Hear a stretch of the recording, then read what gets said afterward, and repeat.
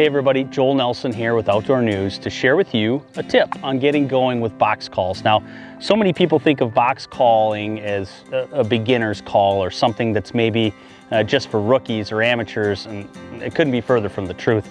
A box call is a key part of my strategy to killing turkeys every single spring, whether I'm hunting out in the plain states in Nebraska, the Dakotas, where it works really well because it carries long distances and windy conditions, or whether I'm hunting the coulees and valleys of Minnesota, Wisconsin, and Illinois.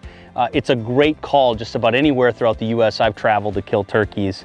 Let me show you a little bit about it. So the first thing to being effective with a box call is getting close to a turkey, and if you don't have a rubber band like this one or some sort of way to secure the box call lid to the frame, you're gonna make a lot of noise on your way in. So this is actually just an asparagus rubber band.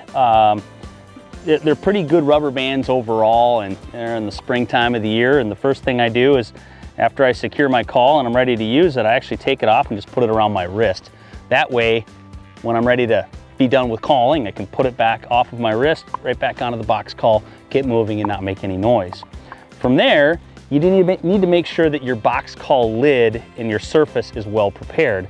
Now, as you can see, there's a little bit of wear here, and it's starting to change color from the main part of the chalk.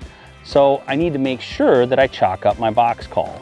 So once your chalk is out, basically just go ahead and run it across and make everything on that lid the same coloration. Basically touch up the chalk there, get everything in a good, pretty even coating.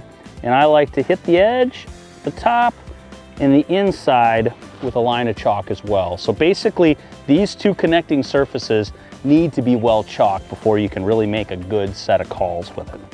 Now from there, it's all about how you want to hold it. Now there's really two main ways.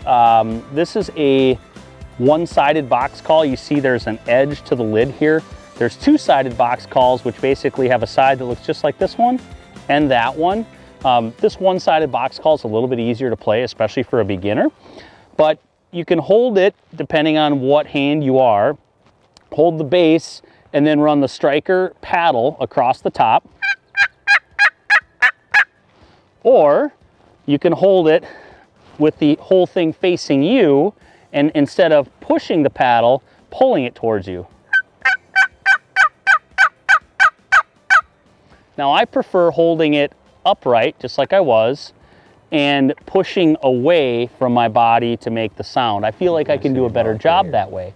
Now experiment with holding the paddle towards the top, the very top, and somewhere in between, and you can actually get different sounds based on where you're gripping the paddle. But the cool part about this call is it can really reach out some distance, and it can be a very loud call, a very sharp call, high frequency, really get birds to gobble at range.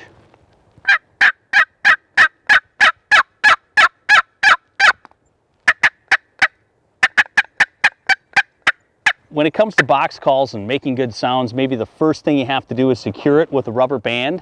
Make sure it's got good chalk on it so that you're going to sound good when you're actually playing on it.